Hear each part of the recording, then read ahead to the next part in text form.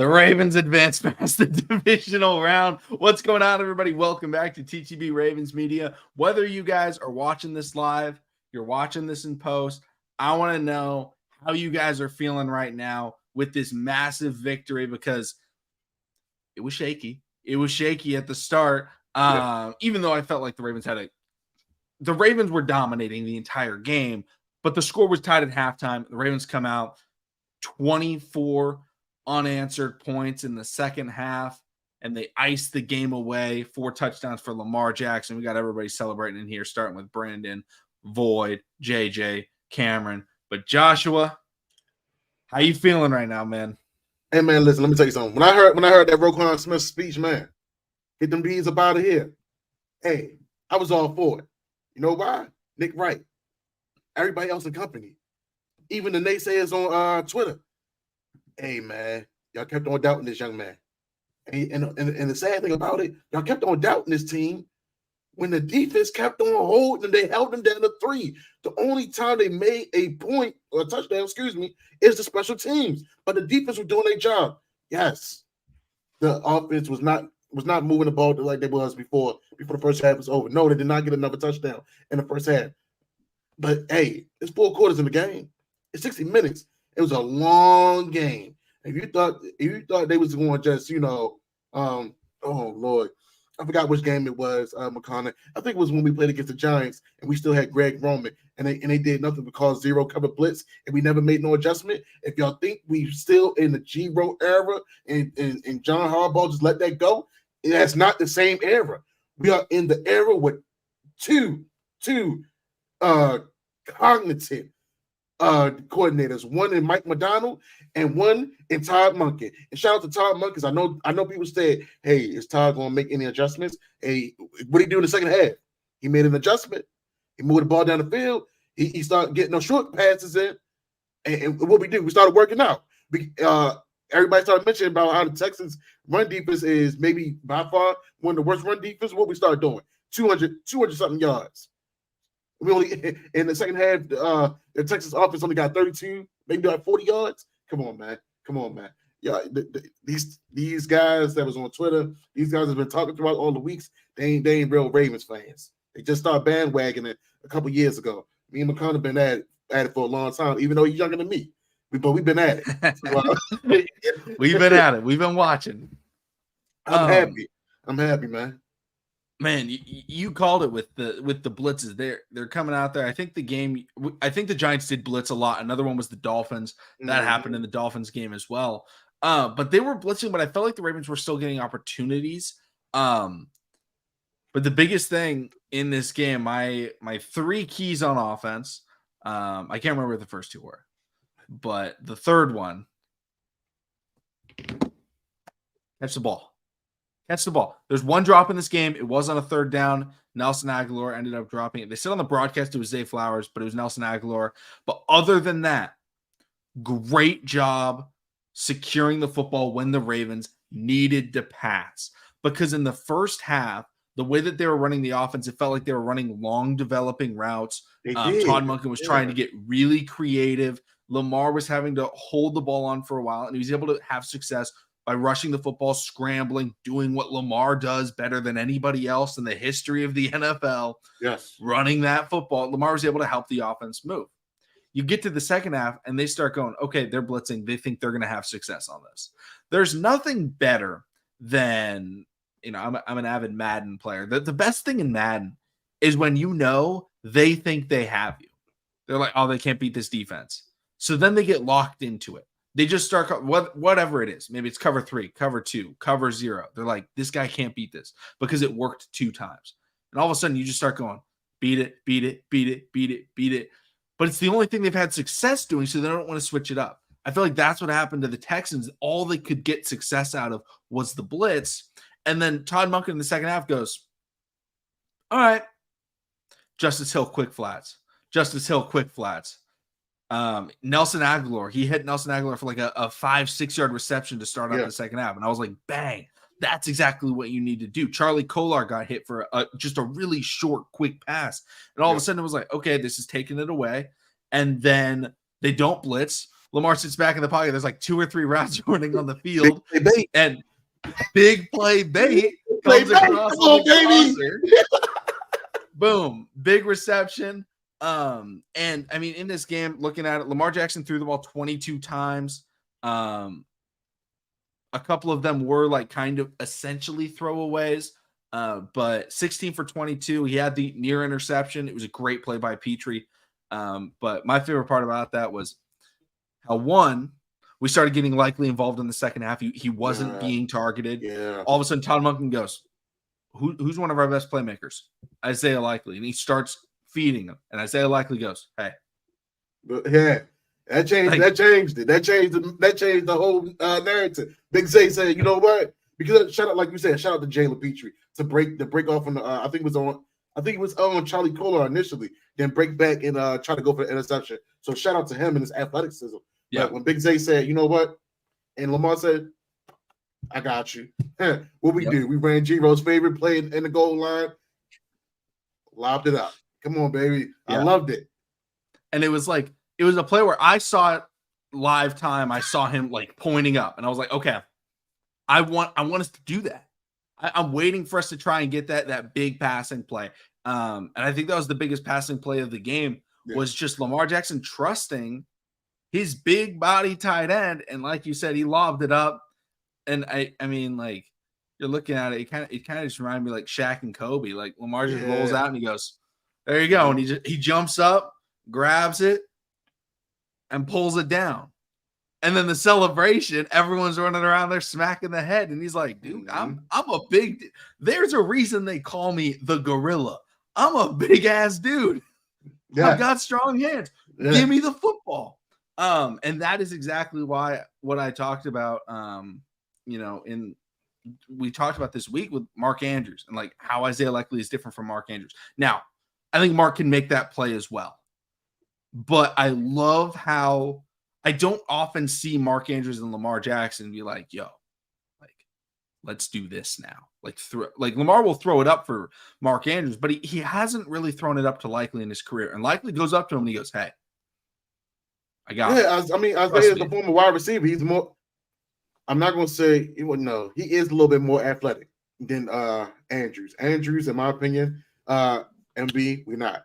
I don't know about McConnell. I'm not cutting my bed off. I don't know about I'm not cutting it. Yeah, man. I'm not cutting it. We here all the way to the Super Bowl, baby. I don't usually cut my bed off anyway. Let's go, Spooky J. Hey, Spook. There you go, baby. Man, listen. And I really think that, D'Amico Ryans really had our number. Like, shout out to D'Amico Ryans and company, man. They had a great feat. That was a great feat. First year coach, first year rookie QB. Shout out to that young team. But I know they said Christian Harris runs a 4.40 and he's 4.4 flat or whatever the case may be. And they was trying to run QB contain. He was getting at the Lamar for sure. But man, listen. It wasn't going to be contained all night. It wasn't going to be contained all night. I pretty much at that point, first half I said, look, excuse me, we gave him all the respect that we gave him. We playing with our food though. We playing with our food. It's time to get them up out of there because if we kept them in the game any longer, they may could have snuck away with a win, but our defense was holding their offense down. Granted, no, we did not get a sack on CJ Stroud like I thought we would. And that almost walk-off pick by Kyle Hamilton. Oh man, that would have been so beautiful. I was hoping Kyle would have brought it in, but he was moving too damn fast.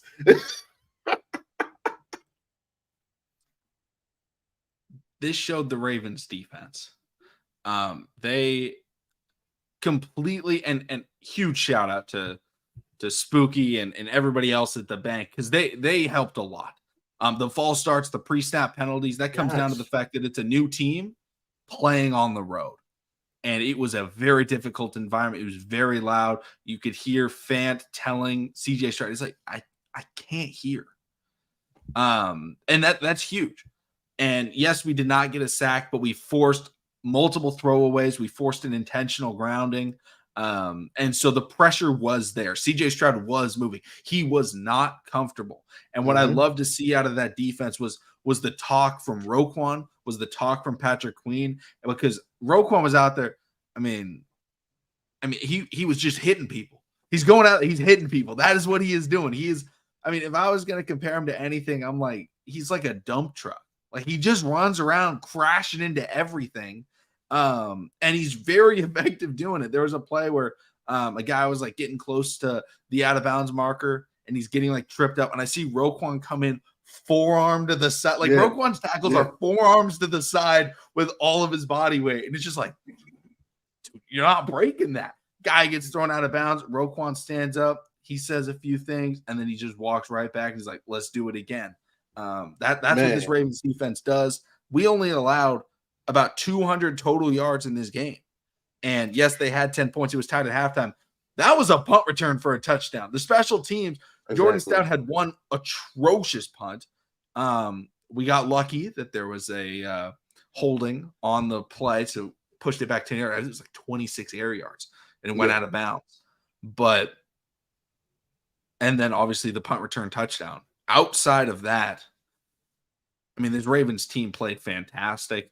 The one miscue in the first half, but the second half, they just put their foot on the gas and scored every single time they got the ball. And that's what you want to see from a team like the Ravens, because it wasn't a standard, right? It's one thing when we're going to watch them tomorrow, Bills and Chiefs, especially like the Bills.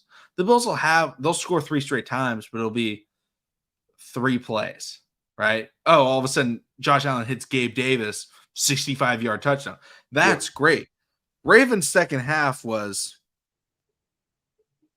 6 plays, 55 yards, 3 minutes off the clock. 12 plays, 93 yards, 7 minutes off the clock. That was to make it a 2-touchdown game. Then their third possession, 11 plays, 78 yards, 7 minutes and 10 seconds of game time off the clock to make it a 3-possession game. And that's it. Like, all of a sudden there's 5 minutes left in the game. Yeah. The Texans have touched the ball twice. That's huge. And it's not like the Texans were wasting a lot of time. Like the Ravens were going out there and they were getting stops, and then they're just running the football. There's no better way to win in December than running the football and playing tough defense. Hey, man, we talked about it a lot of times, man. I mean, honestly, man, listen, I was so amped up throughout the whole game. Exactly.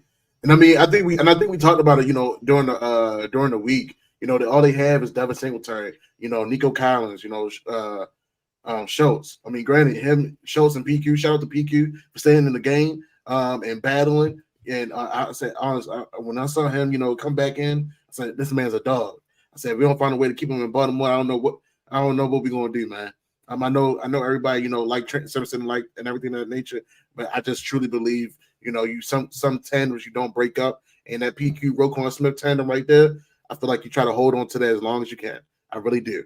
But if we got to go our separate ways, then Trent Simpson, he has shown flashes. I'm up for it. Brandon Stevens, you didn't play your best game.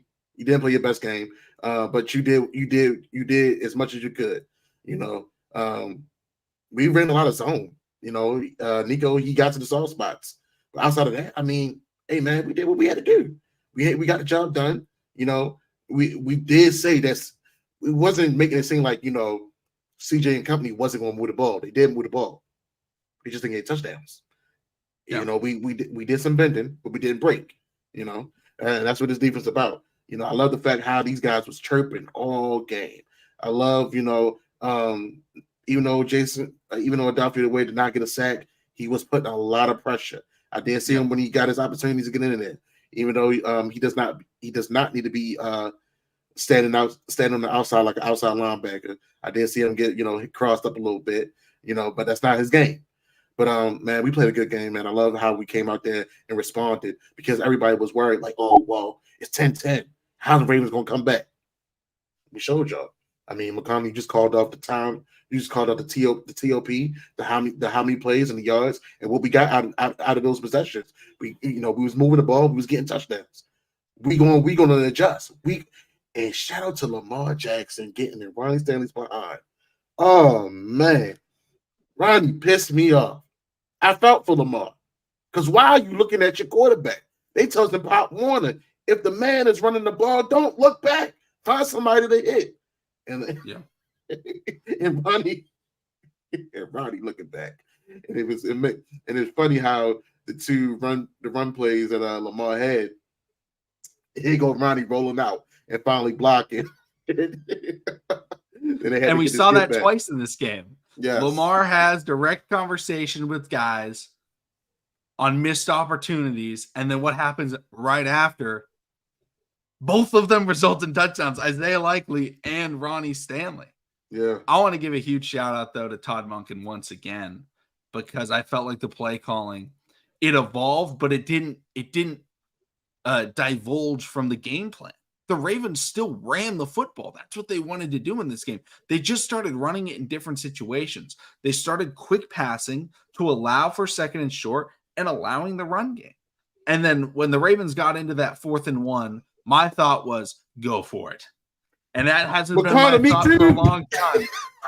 I have not thought that in a while. I'm like, go for it.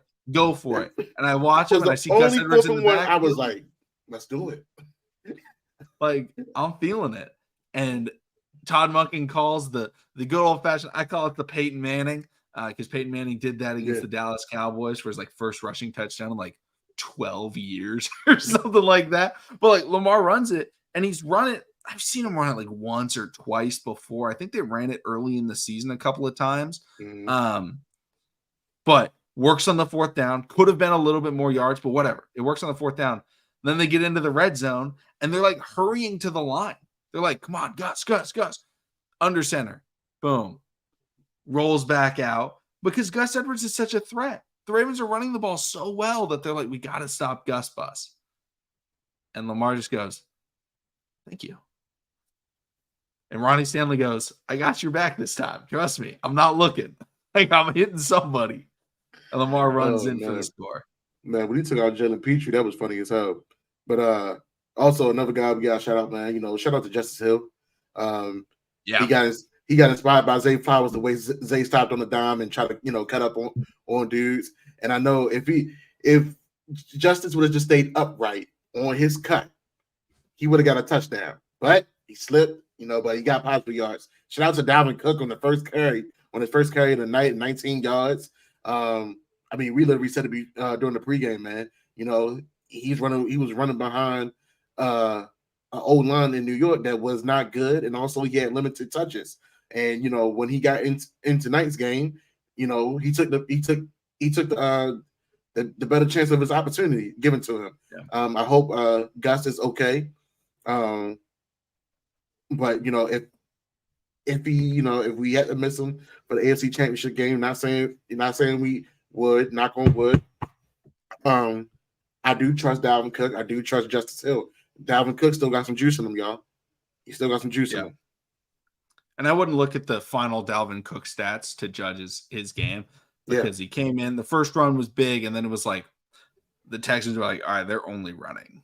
We're just going to blitz everybody and sell out on the run. So that affected the average. But, Justice Hill played a great game. He got up there. He's running north and south. His longest rush was 14 yards, but huge in the receiving game. I talked about it earlier in the stream that they loved blitzing, and Todd Monken said, okay, watch this, right? Cam Newton, Clay Matthews. Justice Hill, quick flats, and then, whatever. He will bring the ball back 2 yards. It's 3rd and 2. All right, Justice Hill motion in. Psych, quick flats, get him again. And it felt like they stopped blitzing after that because they're like, oh man, we don't know what to do anymore. They did slow down and roll with the blitzes in the second half, didn't they? Yeah. Like they knew exactly what the Ravens knew exactly how to do it because they had an experienced coordinator that knows what the fuck he's doing. Like that's the thing. Hey. If Greg Roman called that first half, he would have called the exact same first half for the second half, and this game could have been totally different. But Todd Monken made minor adjustments. It wasn't drastic things. It was we're still gonna run the football. Mm-hmm. We're gonna start with some quick passes, get them to back off. And allow Lamar Jackson to have the ball in his hands. Like, obviously, you don't want Lamar Jackson playing with 11 rushing attempts, running all the time in the regular season. But this is the second season. This is the postseason. Whatever it takes. And this game, that first half, even the second half, we needed Lamar's legs because the defense just could not contain him. And when you have something like that and you have a mismatch, run the football. 42 rushing attempts, something that I love to see. If you ever see 42 rush attempts in a playoff game, you're expecting you definitely won. Man, listen, it was a hell of a showing. Like, I don't know if I'm trying to stay off Twitter, man, because the guys watching people just keep on saying stuff. It just kept on pissing me off. And Lamar's playing hero ball. Y'all not understanding. Y'all not see how the game is being played right now. Whatever they're doing, however the play is set up, it's set up for these wide receivers to develop their routes and get open. Right now, he can't do that when he got 6-7 people, going at him. Do I feel like he should have some of those plays he should have threw away the ball? Yes. I would throw away the ball versus taking a sack because they head hunting. Like, I don't they can dap each other up, show love, but listen, between those 60 minutes, 2 hours, whatever the case may be, I'm here to take you out the game. I'm here to hurt you. And I mean, shucks, look at Denzel Perryman. He tried to, he put his helmet damn near on the forearm of Lamar Jackson when he was rushing the ball, and his ass ended up being hurt and had to get out the game. By us running the ball the way we did, it started wearing down on that defense too. Guys were no more good. But man, listen, man. Sheldon Rankins, it was funny with that. He thought he did something against Gus Edwards when Gus Edwards trucked him and got the 4 or 5 yards. I remember on that one play. This team is fit to win the Super Bowl. The only team that can stop this team is them. Literally. If, like you said, if we had, the same type of personnel like a couple years ago, if we had some of the same coordinators from a couple years ago, we would not have made the adjustments. We would not have made the changes. We would not have the same mentality as this poised team does.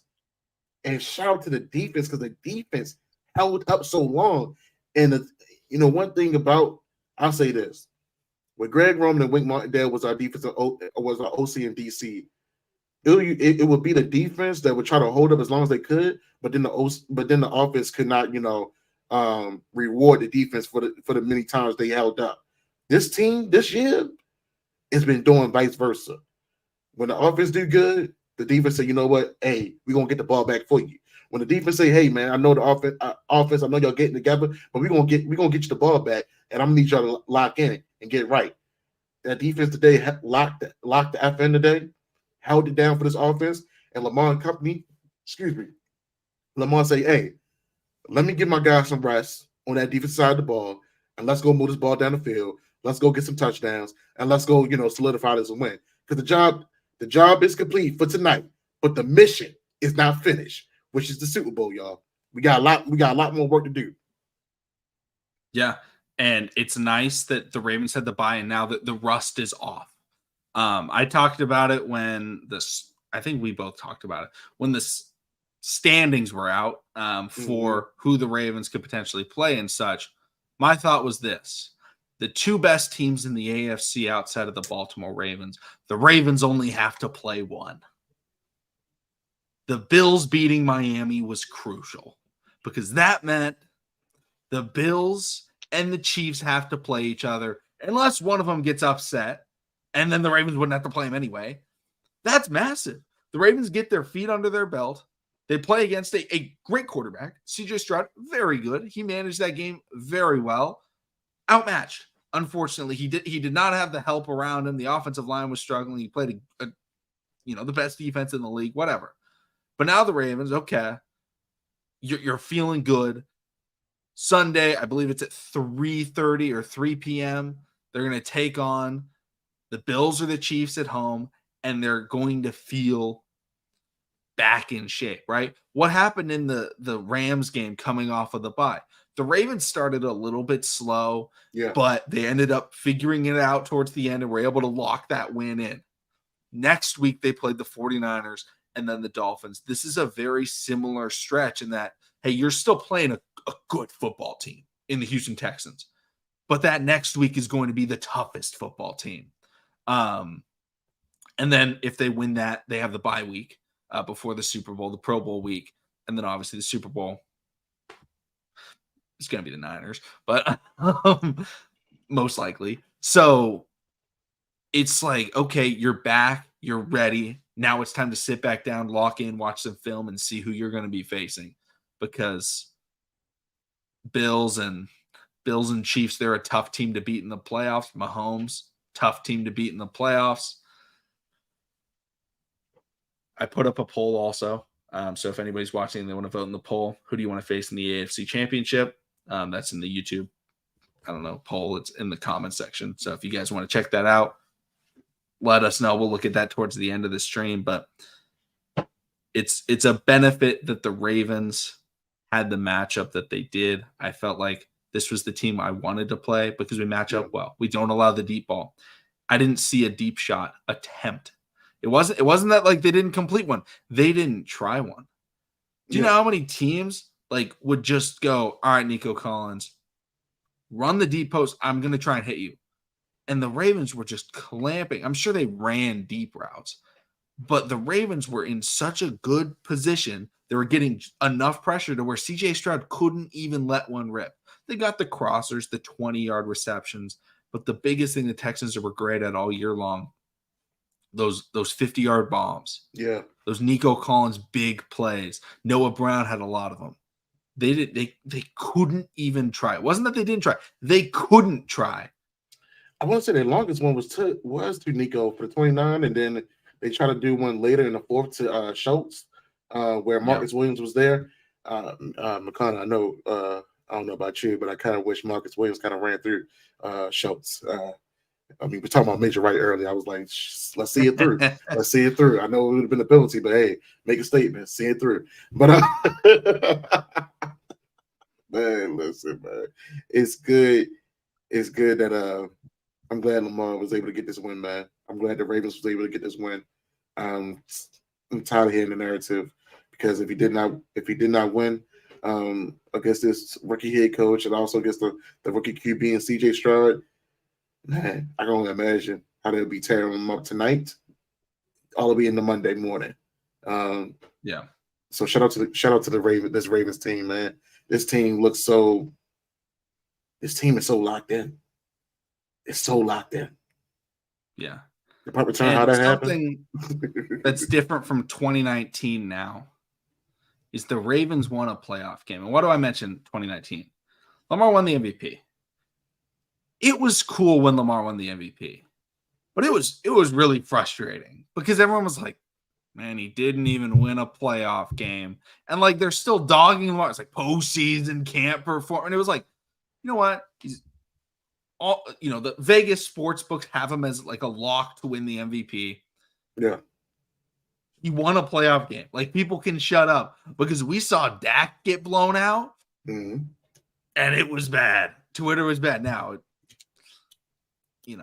it's the Cowboys, it's Dak Prescott. They're already going to get a lot of hate. But, I mean, that was an MVP candidate. A lot of people were arguing he was the MVP. I feel like Josh Allen McCaffrey was probably my number 2 MVP, and then Josh Allen for quarterbacks for MVP. All those guys, I expect the Niners to win tonight. They're winning. And it feels good to have a team take care of business because I was super nervous for this game, but I was also like, the Ravens should win this and they should win convincingly. However,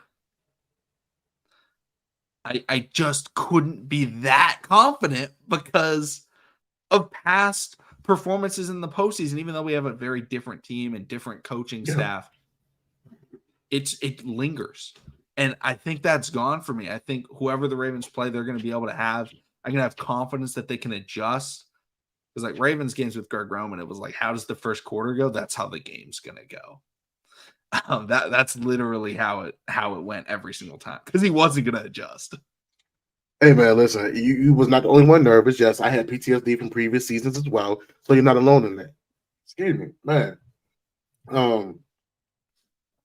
Yeah, but like I said, I had PTSD for previous seasons. So you're not alone in the nervousness. But at the same time, we gotta realize that this team has damn near played a playoffs game the second half of the regular season, almost with every team. So I mean, shout out to them the way we went ahead and win. And every team we played, they had some type of winning record. They had some type of bravado about them, charisma, some type of record about them because they were winning. The teams that we beat in the second half of this season, they were winning. But like every game that we played, whether it was Seattle, whether it was Detroit, I mean, hell, that Christmas night game, where I believe the Jaguars were originally on top of the AFC South. Yeah, the Jaguars were winning the South. Yep. Okay, so I mean, they were tied for the 1 seed. Right, even the Miami Dolphins, a team that really ain't been good against a team that's above over 500, but because they saw nothing but a track race with their offense, they supposed to be another team that couldn't be touched.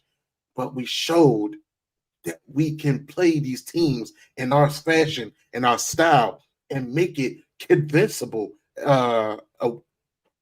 as well. So,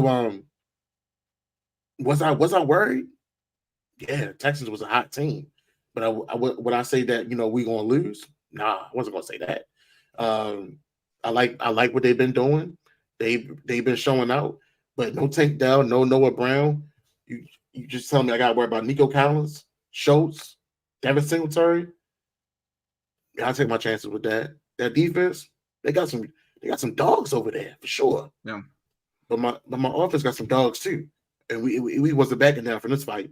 So yeah, I love the way how we answered the bell, how we answered the call, we answered the bell, and we kept on working, and we didn't give up. We didn't give up on each other, and nor did Lamar give up on the guys. I mean, I know this is a team sport, but the narrative right now is Lamar Jackson. Can he finish? Can he make it? Can he do great things? Well, hey y'all, 4 touchdowns, 2 passing, 2 running, and he was about to run up the damn bank. Because at that point it was about the time to call game. It really was. Oh yeah.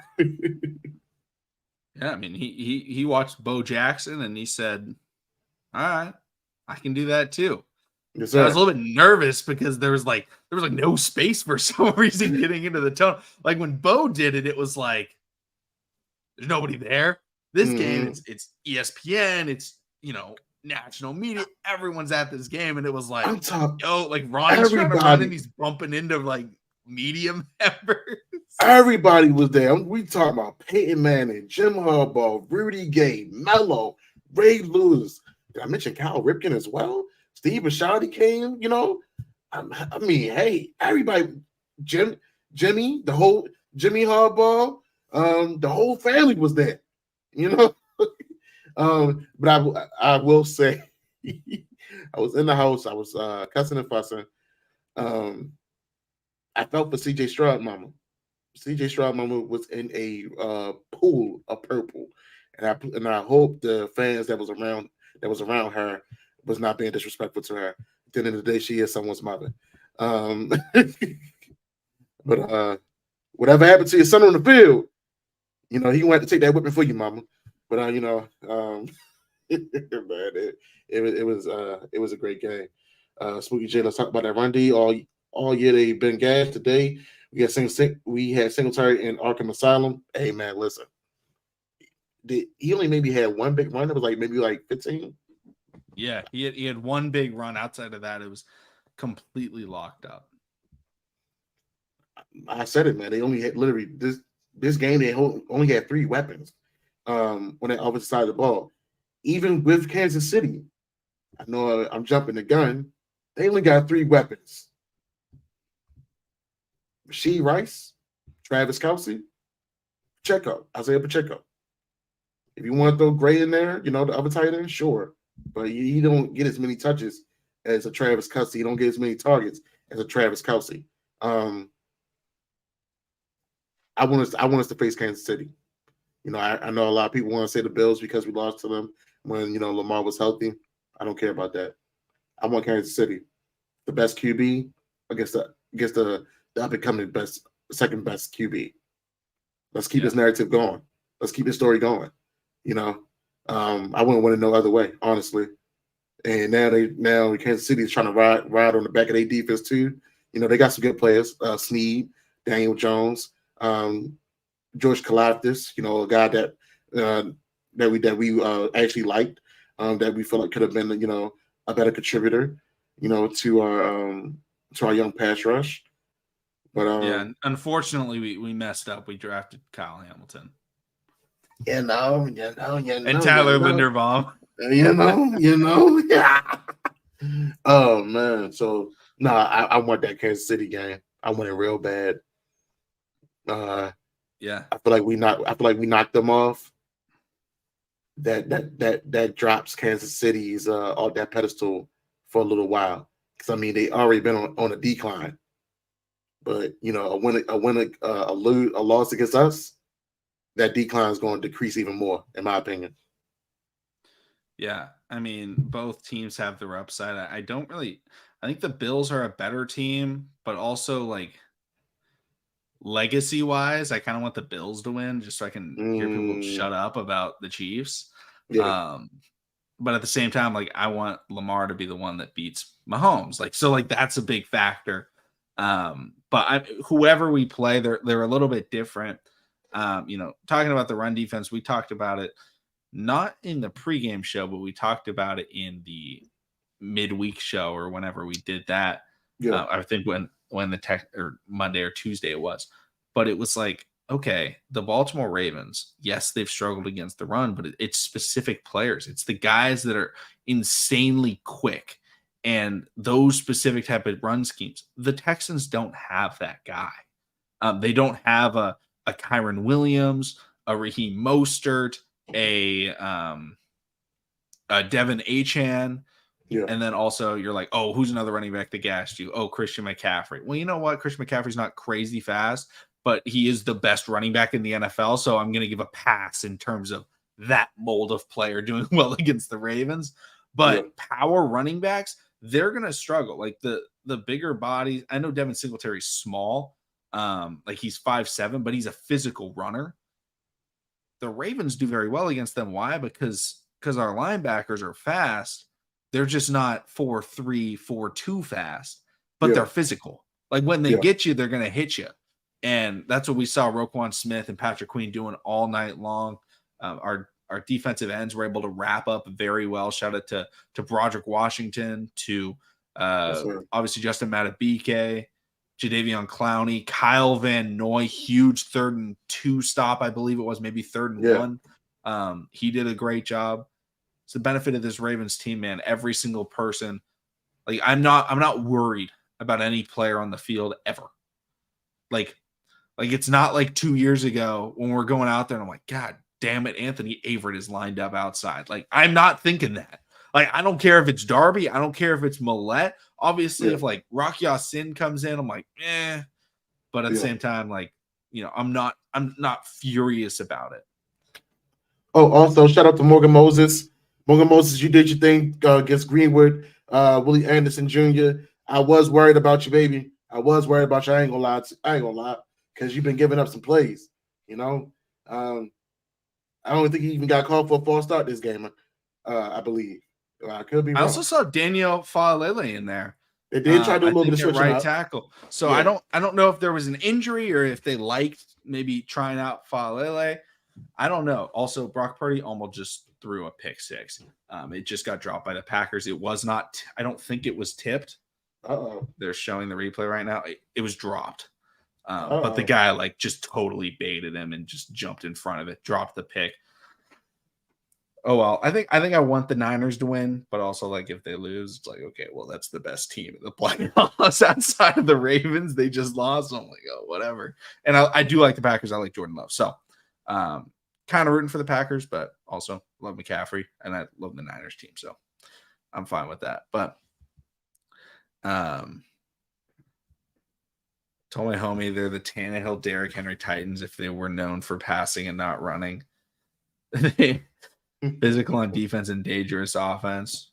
Yeah, I mean, like, and that's the thing about it is like CJ Stroud is very, very good, but at this point in his career, not having his number one wide receiver or number two wide receiver, whatever you want to call Tank Dell, that's huge. And not having Noah Brown, another big play specialist that they had. He went out there and he did his best, but like, I mean, they just weren't getting open. And who's to say if they had everyone, how well they would have done.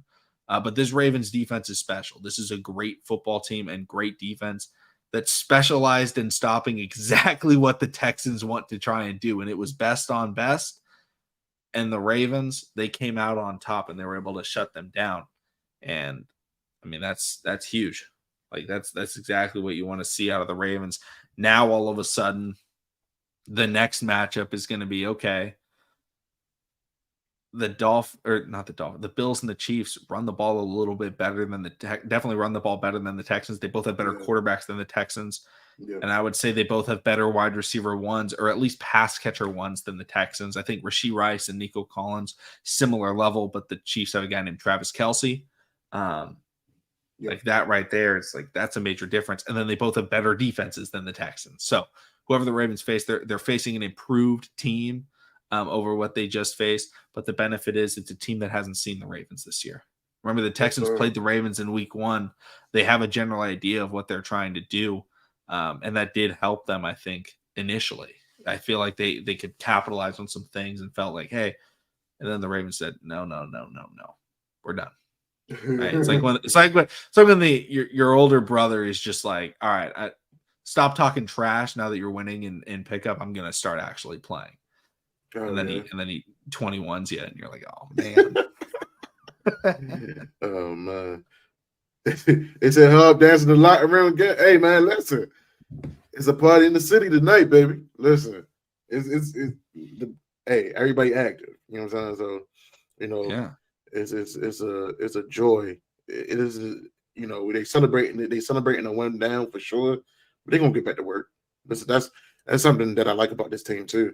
That they celebrate their wins, but they know that the job ain't finished. They know that the mission ain't complete. They know that they haven't gotten to where they wanted to get to, which is the promised land, which is the Super Bowl. And man, I said it earlier. I feel like he's going to have a Steve Young. I feel like he's going to finish out like Steve Young. Yeah, with the MVP, Super Bowl MVP, and yeah, man, it's going to be beautiful. It's going to be beautiful. I'm looking forward to this, man. I'm excited. I'm really excited. Yeah. No, I'm super excited. I'm excited to watch the games tomorrow. Again, I was very happy when it was like it sucked because it was like I want to see Ravens in prime time, and unfortunately we're not going to see that unless they make the Super Bowl. But it's like get the game out of the way. Like, you know what? We get to now watch and not be worried about our game, right? Like I love playing on Monday Night Football. It's great, but at the same time, I'm like, dude, I gotta wait till Monday. Like if the Ravens were playing Sunday Night Football, which I believe is Bills Chiefs this week, I'd be like, I mean, I would have watched the Bills Chiefs game, seen whoever won, and then I'd be like nervous. And I'd be like, okay, now we gotta face this team next. And then I'm thinking ahead. And instead, it's like, okay, when you play first, all you're thinking about is that one team.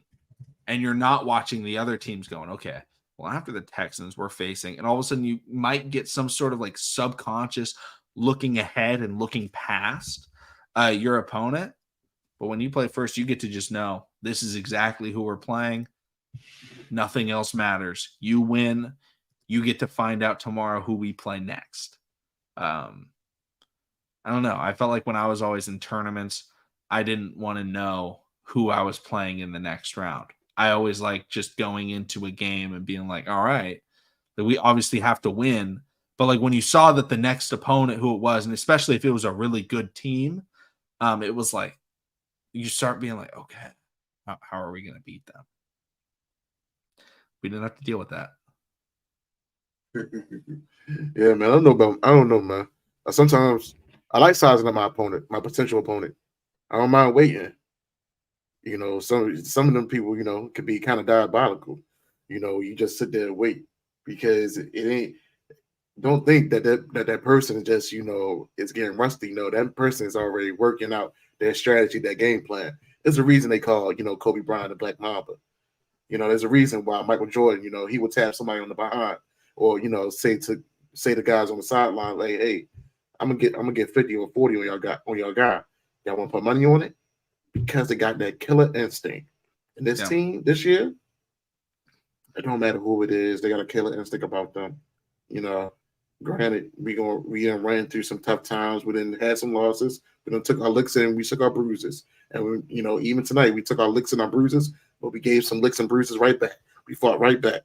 And this team is built to fight back. This team is built to go through a heavyweight 12-round pound for pound bout. And they throw haymakers. And that's what we did tonight. It really don't. I really feel like it don't matter who it is, Bills or Chiefs, because they're gonna throw some good swings. We're gonna throw some even stronger ones, and I feel like it's gonna just come down to will. It's just gonna come down to who wanted the most.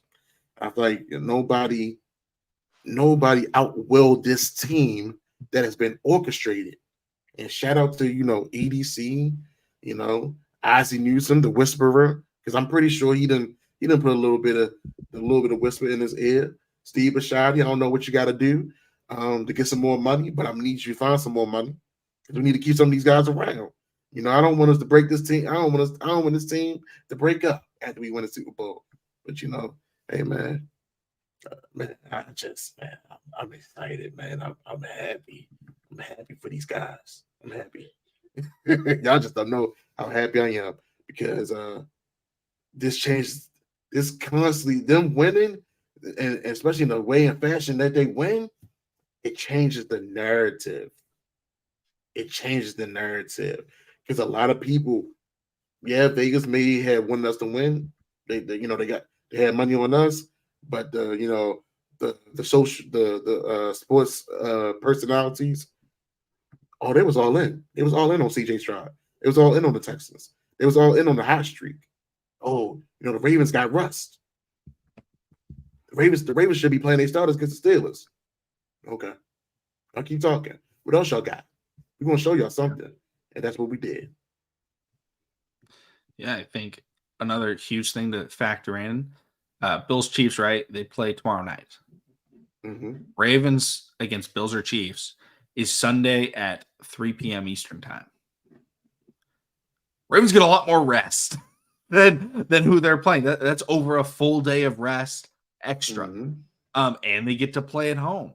Like if the Chiefs end up winning in Buffalo, right? They have to fly home to Kansas City that night.